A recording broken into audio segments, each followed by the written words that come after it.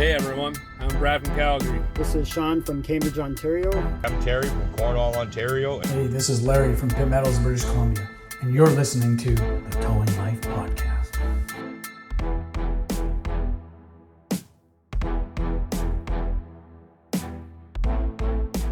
Welcome to the Towing Life Podcast, where the ditches are deep, the trucks are loaded, but the drivers are not.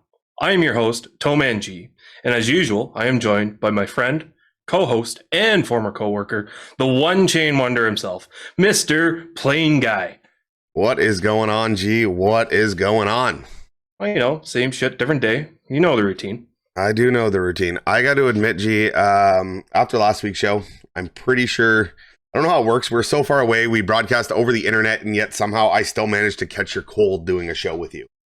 So I'd like to first point that out. If I sound like shit, I do sound like shit, and it is because of TowManG You always himself. sound like shit. No need to apologize. That is true. That is true, guys. Before we get into the show today, and we do have a special show today, we have a special guest for you guys. Want to mention, if you have any questions, comments, concerns, anything you'd like to share with us and have us share on the show, you can email us at thetowinglife@gmail.com. Visit the Facebook page, The Towing Life Podcast, or the website, www.towinglife.ca. You will find a contact us page there. You can send us any questions you have. As you guys know, we love answering them. We, helps us bring some topics to the show, helps us bring, some entertainment. At the end of the day, some entertainment. That being said, be sure to check them all out. Don't forget to follow the Facebook page. You will see the Weekend Warriors, the Heavy Duty Warriors, the Light Duty Warriors. As soon as I get set up and back into a new studio, I will have them up behind me like I used to.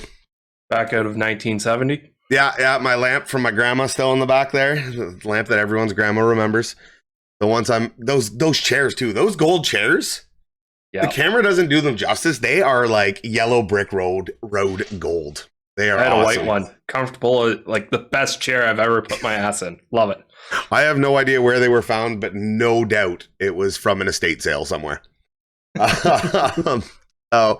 Yeah, be sure to check out the Facebook, guys. Follow it, send the pictures. We will get into that. And yeah. So I introduce PlainGuy every week. But today I have the pleasure of introducing someone that I actually want to talk to for once. So I would like to introduce Cass. She's from Herb's Towing out in Cornwall. How are you doing today, Cass? I'm good. Yourself? I just like to point out how super serious he got with that introduction. He introduces me like I'm just some guy, and then he's like, "Ladies and gentlemen, without further ado, I give you Cass." The tone just changed. Or is it snaps? Are we doing snaps or waves? I can't do hands. Jazz hands.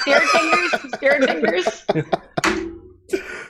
Oh man, Cass, welcome to the show. Welcome to the Towing Life Podcast. Thank you for coming out tonight. We really appreciate it. Yeah, it's nice having you. Thanks for having me. Happy to be here. So, as you know, this is a towing podcast, and Cass, our wonderful guest we have on today, is a tow operator in the industry. We wanted to have her on because I have never quite seen a tow operator that works as hard as she does and puts us all to shame. And obviously, this is a male-dominant industry, and it's awesome to see. So I wanted to bring you on. We want to kind of talk a little bit about it. Before we do, we'll give you a chance to self-promote anything you got going on. Any stuff you do, I know you're involved with a couple different activities. So go ahead, self-promote that a little bit, and then we'll kind of get into the deep and dirty side of towing. Yeah. So I guess on top of towing, I'm definitely a busy bee. I'm also a registered massage therapist, and I currently own my own practice called Frontline Therapy and Training. And the nice thing about that is I cater to first responders and those who are always doing shift work and on their feet, and who generally are living busy lifestyles, not the norm 9-to-5 kind of job. So definitely catering to that kind of clientele.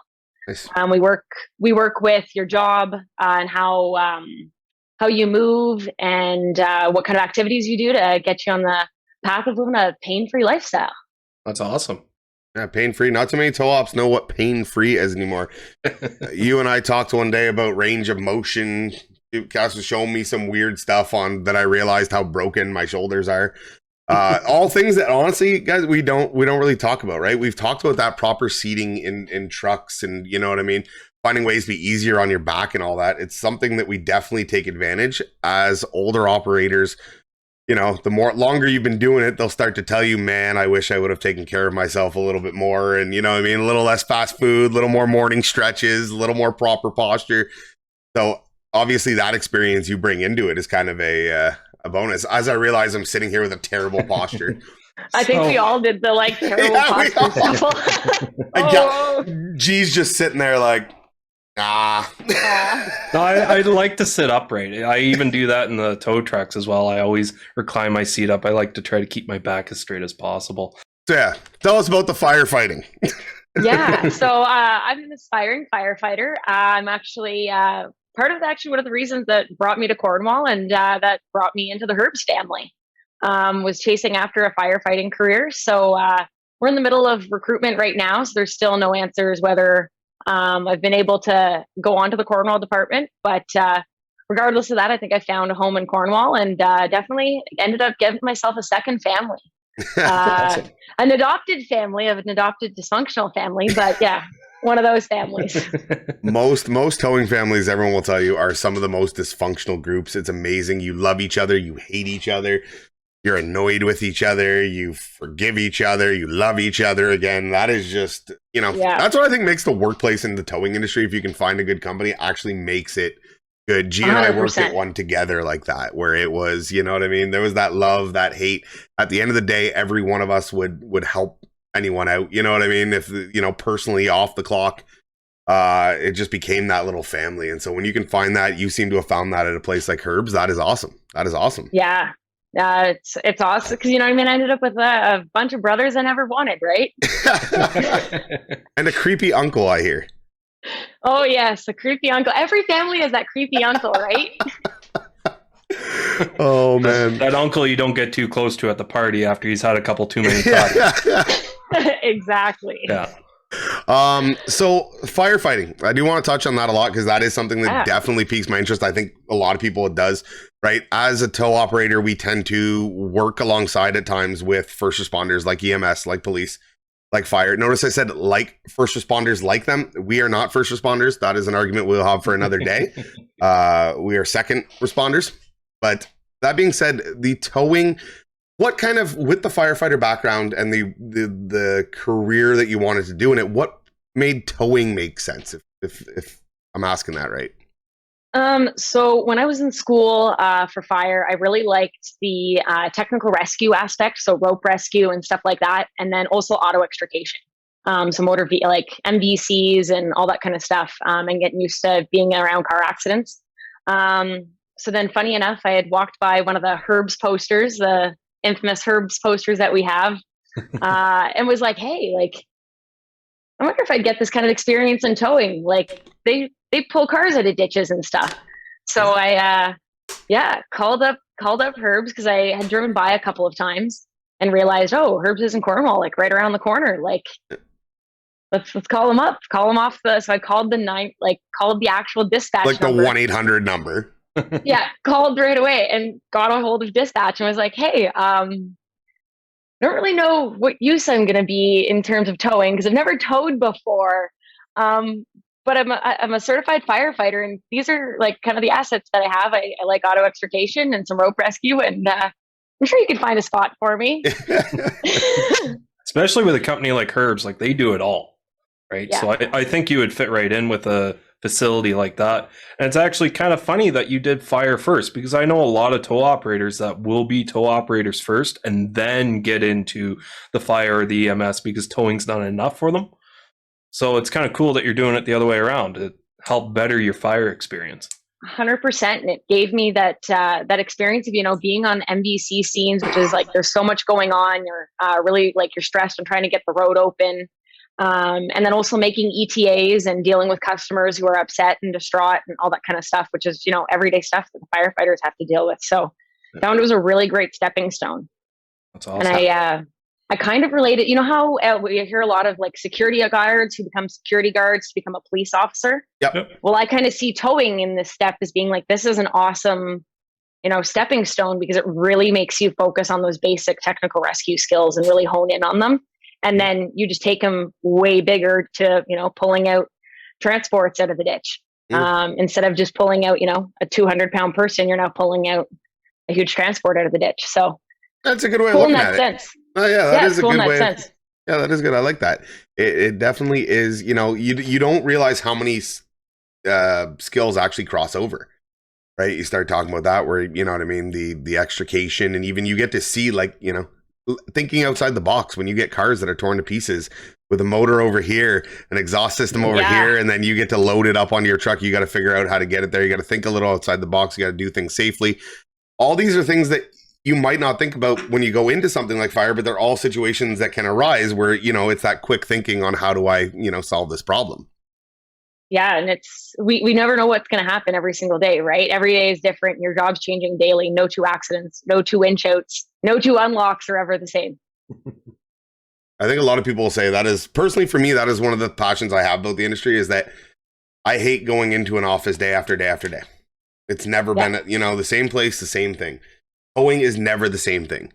You know, even we train that to the new guys. G will tell you, I trained him back when, is I can give you the basic tools, but no, I can't teach you every situation, because every situation is going to be slightly different. You're going to get the tools. You're going to have to be the one to figure it out. And that's what makes the towing industry so exciting. And I think what makes it addictive to most. And I'm assuming a lot of the fire, police, and EMS would tell you those same stories, right? That addiction to that challenge, that new thing every day.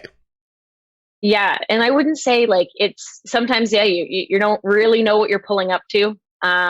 You have no clue, and you're like, this could be totally something new. So you have that little like adrenaline, nervous rush that you're like, okay, how are we going to do this? I can't make a plan because I don't know what I'm running into. Yeah. We had your boss on the show, I don't know, a bunch of episodes back, and yeah, he gets this condition whenever he doesn't know what he's heading into. I'll let you ask him about that one day. Oh boy. That thrill, that adrenaline rush goes the wrong way for that guy. With that being said, though, if there's any tow operators out there looking to maybe make the leap into fire, is there any specific skills that you can share to hone in on to really make that leap easier for them? I'd say definitely work on some like ropes and knots, because again, ropes and knots are such a helpful skill. Like when you have to, sometimes you have to makeshift things and makeshift lines, and you may have a line of rope and you can use that to pull. So definitely working on some like ropes and knots and towing is helpful. But as well as something they use a ton in firefighting for technical rescue. And it's one that you kind of have to keep practicing because they are pretty technical. And if you don't use it, you lose it, I find. They tend to forget how to do those intricate little knots and stuff. So keeping up on that, and use your job as your fitness. Like I was in shape when I started towing, and then I started actually towing and had been doing it for a year. And I was like, man, I actually have like shoulders and a back and arms. Like, what is this? This is awesome. So like try to focus on like your body posture, but like, we're pulling a winch line, use that as like, pretend it's a sled drag. Do stuff like that. And it can go one of two ways. You can either become fat and lazy like PlainGuy or myself here, or can get into shape like you. So that's good. It's nice to see.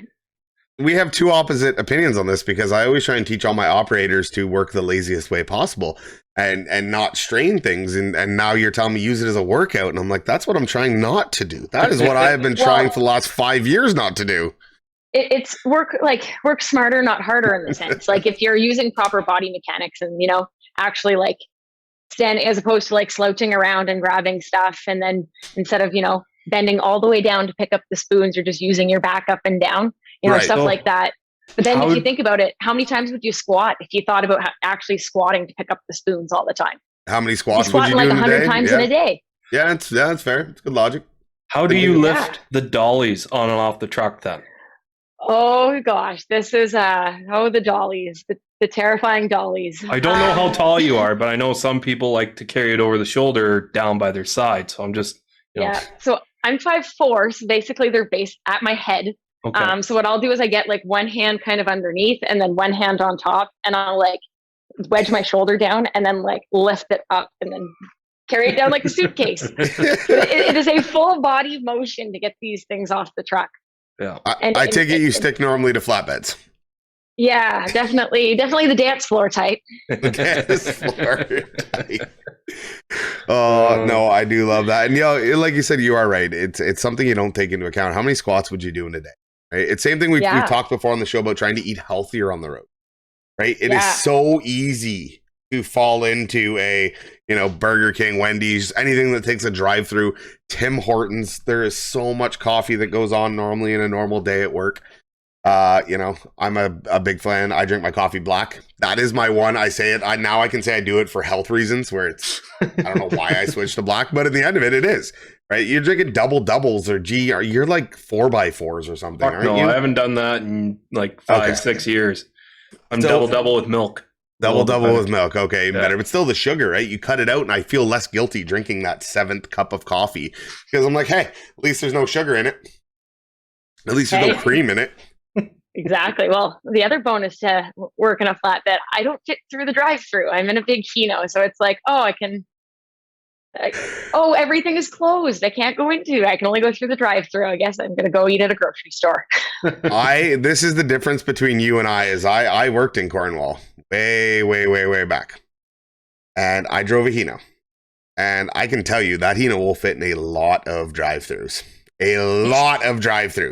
It's not the turning. It's because a lot of them have these little roofs now over the drive-through window, so people's money doesn't get wet, and that Hino's too tall, so it'll hit the roof.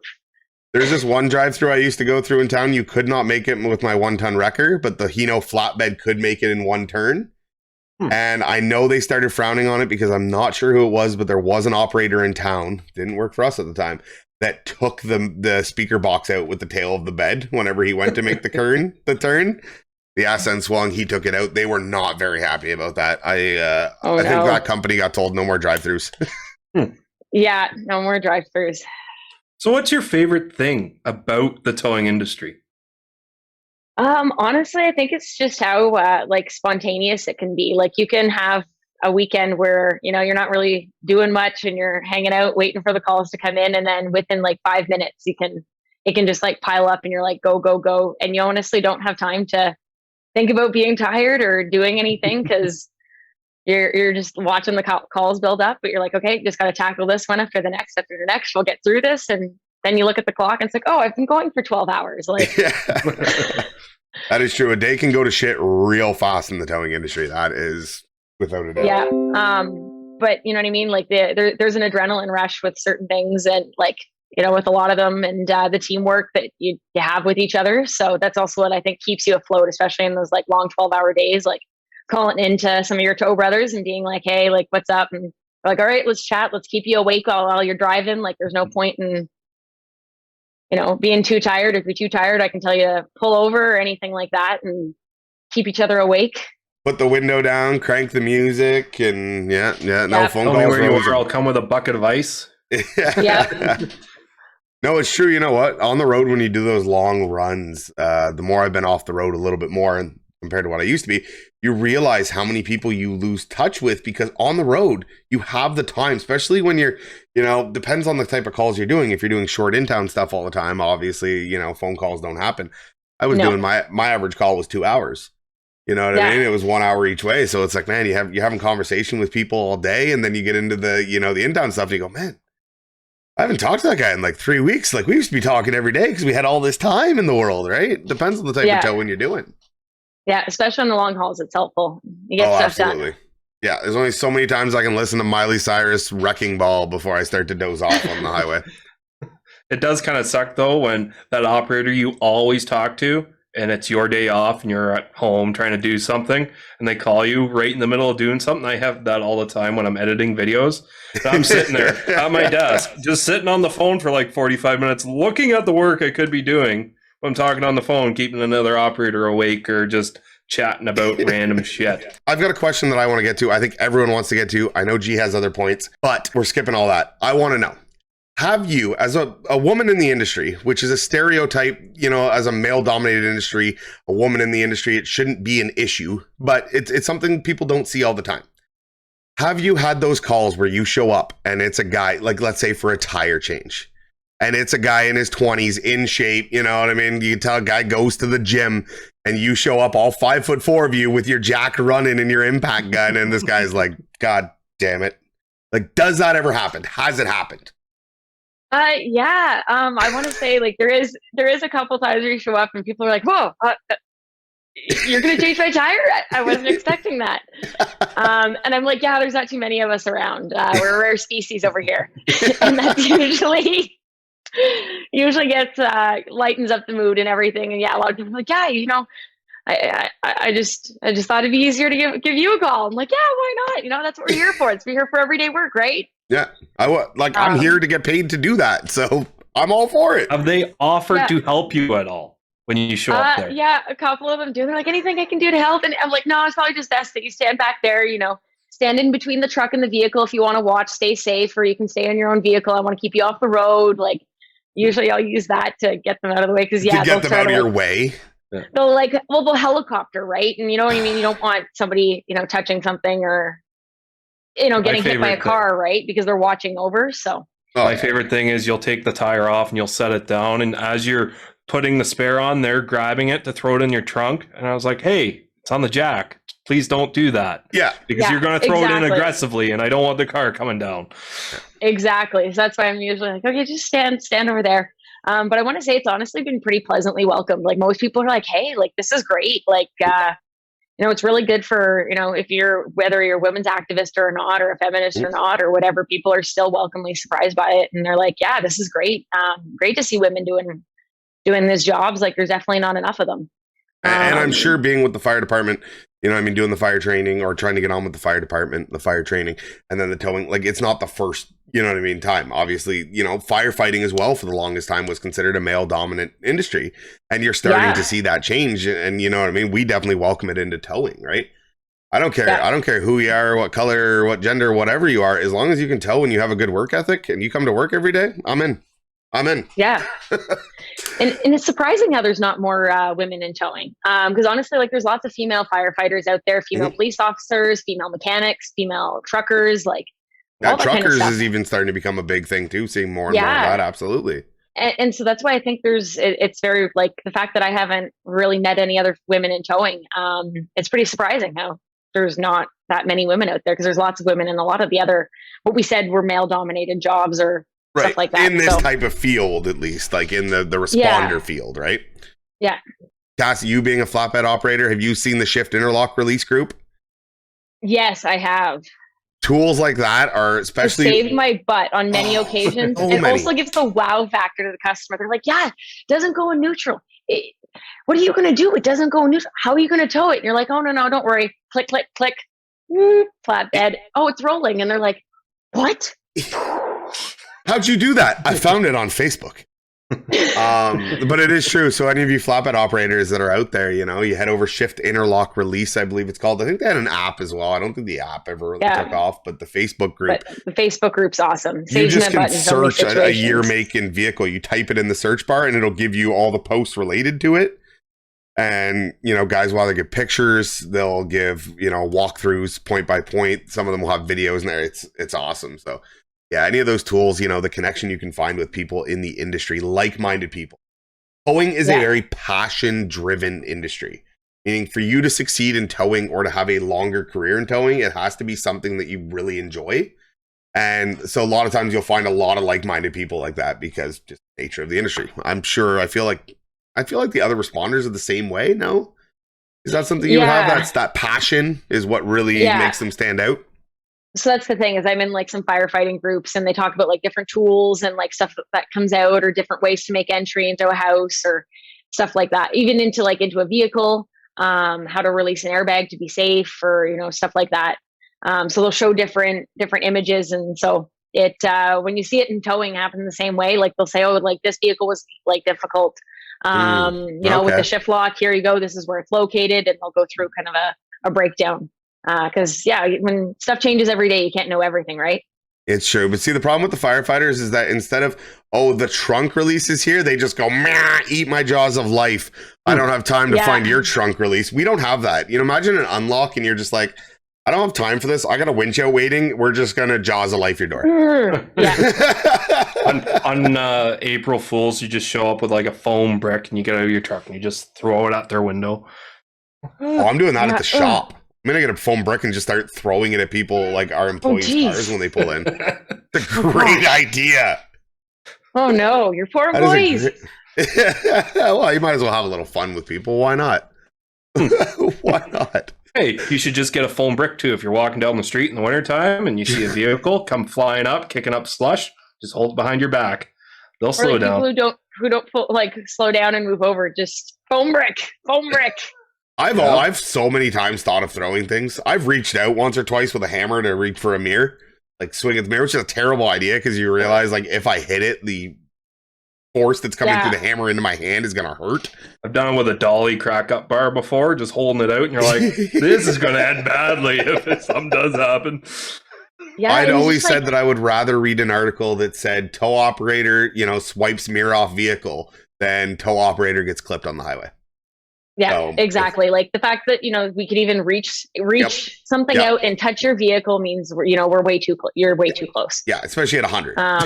Yeah, no, exactly. Like, and people don't realize it honestly until they're stuck on the side of the road, and then they ask, like, "Oh man, that was so scary. Like, how do you do this every day?" And it's like, they're like, "You're so comfortable." I'm like, "It's not a comfort thing; it's an awareness thing." And I'm like, if you watch me, like, I'm not ever really looking anywhere else than down the road to make sure that there's no cars coming. Yeah. And that's when we talked about them hovering. Obviously, it's dangerous on the highway. There's nothing worse than a hovering customer, period. I had one the other day, and every time I turn, he's like, "Oh, sorry. Oh, sorry." And I'm walking. It's like, just get, first of all, out of the way or sit in your vehicle. And on the highway, the last thing you want, because, we are trained and you get used to, again, watching traffic, being aware, where you're standing, how much room you have for the line, how much, you have all that. They don't. They will get out and just turn their back and face you, you know what I mean? Face away from traffic and be standing on the line. It's like, can you get the fuck back in your car, please? Yeah, and it's one of those things like you're either like they're blocking your view, or now there's something else that you have to watch for. Mm-hmm. Mm-hmm. Or they won't get out of their vehicle. I've had it multiple times where I get out of the truck, I see a nice break in traffic. Okay, I'll go up to their driver's door, get them out, get them over to the passenger side, load them up in the tow truck, and away we go. And I'm standing there. I normally stand if I open the door will be here. I can make sure there's no one coming. Yeah, and they don't get out of their car. Herd them like cattle. Yeah, you hurdle them, and they don't get out of your car. So now you're standing there, and then as soon as they finally try to open up the door, that's when you get the nice big Mack truck just barreling right towards you, and you're like, well, I've been standing here for a minute trying to coax you out of your vehicle, and you just decided not to. Yeah. Well, that's what they realize, right? They're sitting on the highway, especially if you're on the highway and a transport blows by, and they're sitting in their little Toyota Yaris, and the car does one of these. Right. Yeah. And they're like, "Oh my God, that's scary." And it's like, yeah, I'm standing in that. Yeah. Now you know what it feels like. So maybe have a little bit of courtesy. Do not forget to slow down and move over. I know everyone listening, 99% of people are in the towing industry. So I'm assuming they all slow down, move over. If they don't, there's a special place in towing hell for you. Yeah, exactly. I've been told by quite a few people that aren't actually in the towing industry that really enjoy listening to our podcast. Oh, wow. Hey. Yeah. That's a thing. Yeah, and they're all in the States, too. Yeah, we've really built a big American listening. So let me go do my conversions on everything. When we talked about trucks whizzing by at 100, that's 60. And I think we mentioned kilometers. That's like, I don't know, miles. 3 kilometers is a mile. I don't know my conversion on miles. I don't know. If we say highway, it just means it's fast. Okay? Yeah. We don't have interstates. We have interprovinces. I don't know, that doesn't sound right. So no, that's actually a Canadian correct highway. term. It's the Trans Canada. That's our interprovincial, like our interstate. All right, see, I'm learning something new. I'm learning new words. There you go. You should come on more often. You'll actually teach us things. I teach us a lot of things, G. You teach us lots of things. English not being one. And not I could being use one of an them. English lesson too. Listen, you teach me English, I'll teach you segues. Deal? Okay. If you haven't been around, Cass, I always pick on G for having the worst segues from one topic to another. So it's maybe I should go out and buy a Segway. That might help my Segway.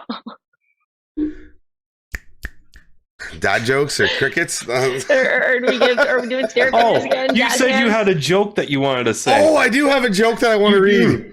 Oh, this is great. Thank you. Read. Thank you for reminding me. He doesn't know it. Oh, this could be ugly. This could end badly. All right. So this was surreal. Yesterday, I was traveling to an appointment and got stuck behind an ambulance. Oddly, I noticed a small metal box sitting on the corner. The box flew off when the ambulance turned a corner and landed on the curb. I thought it's time to be a good Samaritan, so I pulled over and retrieved it. When I opened it, there was a human toe packed in a bag on ice. Oops, that's a serious mistake, I thought. So I called the hospital and said yes. And they said yes, the ambulance had arrived minus the box. I gave them my location and asked if they were going to send another ambulance to collect it. The lady replied, no, we'll just send a tow truck. Crickets? Hey, Come on! crickets. I've heard that crickets, joke before. crickets. Did you hear that? Oh. Yeah, I've heard it before. That's Oh. we're gonna start doing PlainGuy's funny time. PlainGuy's joke of the week. PlainGuy's joke of the week, That's or the shit I'll cut out there. No one wants to listen to that. tow No, trucks. that's the A Instead of game dad you can bring. jokes. Instead of Yeah, dad pretty much jokes. dad jokes. That's what most. You know what? I tried looking up towing puns. I've tried looking up jokes over and over again. They're the worst. There's no good towing joke. You're that, or they're just too dirty to say. Well, on the that's. show. I guess it's kind of Yeah, like there's no good yeah. trucking joke, or they're too dirty, right? It's the same thing that kind of applies. So You want to hear a dirty joke? no, A none white that I horse want to fell share in on the this mud. show. A white horse fell in the mud. Clean joke. The white horse had a bath. There you Wah, go. wah, wah. There you go. There's your dirty joke for you. Oh my god. So Cass, moving forward, what advice do you have for any other women in the industry? Obviously, you're one of the few, right? They're becoming more and more and more. But if you had anybody, a friend listening that was interested in getting into towing and was worried about, whether it be the toxicity of the male dominated industry, the physical work that it requires, anything like that, what advice would you give them? Honestly, I say just go for it. Like I said, I called dispatch saying I don't know what use I'm gonna be, but this is what I offer. I don't think you can walk into an employment place and beat that one. But honestly, go in there and sometimes some of the guys may look down on you. I was really lucky that I didn't, but just stand on your own 2 feet and prove to them that you're gonna work just as hard. You're gonna push just as hard as they are. And honestly, I think some of the guys that Herbs honestly did me a favor in the sense that, oh no, you need to take the fifth wheel attachment off. And I'm like, hey, help. No, you got it. Would they go in and help one of the other guys? No. No. Yeah. So they're going to treat you the same. And honestly, don't be offended by it because they're really just treating you like one of the guys at the end of the day. And it makes you a better person for it. It makes you a stronger person for it. And, that, it's not saying that you have to act all big and tough, but just be yourself and, work hard and, carry your weight of the work, right? Yeah. Yeah. Work pretty hard. much any employee. Work hard and the work will speak for itself, right? That's what it comes to. Show up, work hard, be willing to go the extra mile, and the work will speak for itself. There was always that old joke around the shop, right? That if we didn't pick on you, it's because we didn't like you. Exactly. So, Fuck you, Tim. Yeah, fuck you, Yeah, Tim. well- I haven't heard that in so long. But I think that's one of the things that some of the guys probably have a bad taste in their mouth is because they'll bring in someone who's smaller or even a female and they just can't physically do the job that they signed up for. They can't lift the weight or whatever. And that's why they might have a bad taste in their mouth. Mhm. And at the end of the day, if you can do the same job, what's in the job description, I don't care who you are. I don't care if you're black, white, purple, green, male, female, indigo. I don't care. If you can do the job, you're good. Exactly. And it's, there's certain things even with dollies and stuff like that. We're no, let's work together and let's figure out a way for you to be able to do it, right? With size and height.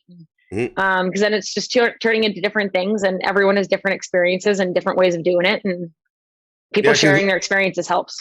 We've always had that argument. I've had that. And you being in the physiotherapy, we always touch back on this. What is the proper way to carry them? I am 6'1". So I normally can just pick them up like this and carry them next to me and walk them, like your luggage. Where I see guys on my set where they grab them and they put them up on the shoulder and then they walk them and then they do this flip and then they put them down. And I'm like, you've been around dollies. What is a better for your body way, if that makes sense? Generally on top of your shoulder, because then you're keeping your back straight, you're engaging your core, your stomach and stuff. And then you're using your spine to help support the weight. So anything that you can carry over in this direction, alternate sides, using your spine is such a strong stabilizer, right? It's would it be better if we put it on our head? Since then it's perfectly centered? Oh gosh. Yeah. No compression. It's really ridiculous. But I guess, all right. So my carry weight, I'm kind of twisting off to the side. And that's why you always put your other arm out to counterbalance you, right? What? Yeah. Trying to think Yeah, of and carry like- dollies. I never. And that's why really lifting it's pretty easy that way, because then you can get like under it, right? And then just lift it, as opposed to trying to do this like carry and then you're tilting slightly side to side. And That's probably where the shoulder movement got lost from, is just doing this with my shoulder and lifting all the time. I think we're onto something. yeah, see, that's what we figure out, right? This is the show we figured out in. This is what hurt his shoulder, is the dollies. Yeah, it's the dollies. Too many dollies. That's it. Got to start sending the flatbeds to those jobs. Yeah. Hey, but Rock it on the flatbeds dance are floor. rookie trucks, remember? I watch what you say. Flatbeds are rookie trucks. I stand by that. I have this argument going, the flatbeds are for rookies. And the reason I say this, people can hate, I don't care. A flatbed is simple. You pull the car on, you tie it down, you lift it, you drive away. Done. The same thing every time. Now, yes, your loading procedure might be slightly different, but the end result is the same. The vehicle is on a flat deck, and you are driving a box truck down the road. When you get into wreckers, you have got a lot more creativity to get into when it comes to towing methods. You've got tilt angles to worry about. You've got pivot points. You've got being able to back up anything but a straight truck. You know what I mean? So obviously there's like, I believe there is more skill in driving a wrecker. And that is what I find so weird, is one company where G and I worked together, you started in wreckers and after time got put into a flatbed, which is completely opposite of the mentality that I've learned over the years. I was driving a flatbed the other day, and I get to this old Toyota van, locked in park in a construction site, steering wheel's locked, and I was in the flatbed, and I was like, oh, for fuck's sakes. I was like, is there a wheel lift close by? And they're like, no. And I'm going 3 hours away, so figure it out, flatbed boy. And I was like, well, you know what? I've got a wheel lift on the bed. I've got nothing on the bed, but it's a van. It's not going far. Screw it. Right? You wheel lift the locked in park van and just carry on. It looks ridiculous going down the road, but the job gets done. I had an old supervisor train me that one day. I had to do a car that was, I had access to the front. It was locked in park, and I couldn't there wasn't enough room to get straight to the vehicle so that I could actually put my bed down and load the vehicle. There was curbs and everything else. And I call in, I'm like, I'm going to need a wrecker. And I remember my supervisor at the time told me, he's like, don't you have a wheel lift on the back of that thing, stupid? And I went, oh, I do. And I saying it was like a Cavalier. And I did the same thing. I backed up, pinned it with the wheel lift, took off with it. And I'm like, why? And now I got in a wrecker, and that's the first thing I think of would be, can I wheel lift this if I need to? Well, came into that situation on the weekend. We were moving the shed mover, the shed mule back, and I'm driving away, and I get, hey, we need you to rush to an MPC. I'm like, what? But I got the shed mule on my bed. Well, let's hope it's front wheel drive. I'm like, or rear wheel drive. I was like, oh, okay. And he's like, if not, I don't know, figure out what to do with the shed mule. I'm like, okay, I guess I'm going to this MDC with a shed mule on my bed. As long as it's a small enough car, right? You guys normally rent 21-foot beds. You put that thing away. Actually, if I remember, I've seen photos of that thing. Gee, if you haven't seen this, it's pretty much a gas-powered forklift idea. And you put it for sheds, and you jack up one end of the shed, you put it on wheels that fit on the channel of the shed. Oh, so it's Not like one very of those big, dolly it's just little things that thing. you would have for one of the sea cans. Just a powered version. Kind of like that, yeah. You lift up the one end, you put wheels under it, you lift up the other end, it goes on this, think of a pump truck. And it's gas powered, and you can pull sheds around to wherever you need to do. And yeah, I've seen the videos of you guys with those, and they are... it's something interesting. So yeah, no, you got that on the bed. You got a car on the bed too. So then I'm like, oh, well, I was like, I guess. And I look, I'm like, front wheel drive on the wheel lift. So I drove back to the shop with my shed mule on the bed and the vehicle from the MPC on my wheel lift. But hey, you make it work. How proud were you of that moment though, where you went, yeah. Oh, I loved it. Yeah. Absolutely. That's the moments that we, you know what I mean, we kill for, is those moments that you go, you get this weird situation. You're like, what the hell am I going to do? And then once you figure it out, mine was old Dave teaching me how to cross chain a vehicle, chain sling from the other end of the vehicle, chain sling, stuff like that. And then you pull into the yard with it, and you're like, you want everyone to see you doing it. 'Cause you're like, yeah, what do you think of that? Or when me and Dave moved that sea can with our 2 wreckers. Oh, that was a pretty good one too. Yeah, with 2 light duty wreckers, or mid and a light duty wreckers. Yeah, I was at the back, so I was the gas, and he was at the front, so he was the brakes for the whole operation. It was great. They like suspended and moved a sea can. Oh man, amazing. Amazing. Yeah, those are the fun stories that you definitely get into. And jumping from a wrecker to a flatbed, I did the stupidest thing the other day. We had a stolen car like 3 kilometers back in the ditch. on an old rail trail. So I was like, it's a railroad, like an old rail trail. It should be heavy. It's wide enough. And they're putting a new subdivision in, like halfway down it. So I walked it. That was the most exercise I got all year. Walked down, back. I was like, I could fit a bed through this. So I backed the bed all the way down, got like 800 feet away from it. And they ripped up part of the old rail trestle to put drainage in for the new subdivision. There goes your road. There goes my road, and there goes my bed. As I was backing up, there's a lady with a dog standing there. So it's like, oh, shit, I should hug this side. And I hugged that side, and I lost the back tire. And it's like, shit. So she walked away, and I pulled ahead. And I was like, well, I lost it on that side, so let's hug this side a little bit more. And I lost it again. I was like, for fuck's sakes. Did you get pulled out again? No, I couldn't pull out again. I was buried at that point. That's what I mean. Well, you've gotten pulled. You had to pull yourself out this winter already. And you got the tow truck stuck. We're not even halfway through December. There's more. Don't worry about it. There's more. Let me tell one story at a time, man. So I ran my winch line back to try to pull me back because this car that I'm trying to get is mangled. The front end's gone. The one tire's ripped right out of it. Not a window left. No cats in it, anything. So I try to winch myself out. Doesn't fucking work. So I call the wrecker that I should have been in to come get me. That's got 4-wheel drive to pull my ass out and to go get the car. And I was so close, I could almost taste it. But I also don't want to say, no, I can't do something because I came from that wrecker mentality of, oh, if you got to send the bed, you're not a good wrecker driver. So now that I'm in the bed, it's like, oh, I don't want to send the fucking wrecker, guys. I don't know who instilled that mentality in you, but he was a goddamn legend. Don't know. Couldn't tell you. But no, it is true. It's, you know, you get those moments where, you know, that's where experience comes in. And it goes knowing how far. We were just talking about this today with a guy. Where knowing, you know, being a good operator means you have to have a certain level of cowboyness to you, right? A certain level of, you got to be a little bit crazy. Let's be honest. You have to, 100%. You know, have You're that all crazy weird, to do this job. Yeah, exactly. But you have to have that crazy while still being smart and safe. Because there's 100%. Crazy that'll go, I'm not afraid to pull this handle and give this a try. And we're going to, you know, you've done some math in your head. Then there's just crazy that goes, I'm just going to keep pulling until something breaks. Yeah.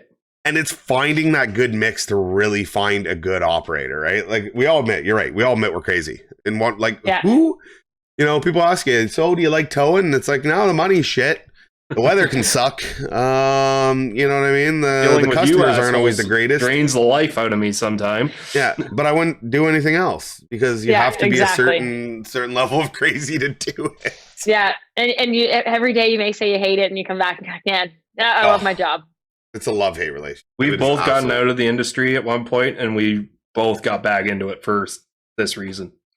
Yeah. Absolutely. And then this show just adds to it and gives us more reasons to keep coming back. Yeah, I can't get out of towing now because I ran out of content to give to you fine people out there in the interwebs. I'm sure they'd appreciate it, G.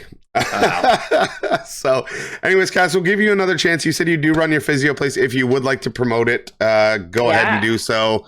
Anything else, anyone else you want to thank, any of that good stuff, do that. And before G takes us out of this wonderful episode. So my practice is called Frontline Therapy and Training. So if you're looking at working on some mobility and stuff like that, definitely reach out. And other than that, I'm happy to be here. Thanks for having me on the show. It was a blast. Yes, it was wonderful to have you. Thanks for being here. Once again, guys, you can find us on Facebook, the Towing Life Podcast. Visit the website, www.thetowinglife.ca. www.towinglife.ca. Towing Life. Hey, you mess it up. Or email us at thetowinglife@gmail.com. Yeah, I just put the banner here. They'll see it. It's fine. Anyways, guys, thanks for watching. Thanks for being here. We'll see you next week. Bye for now. Take care.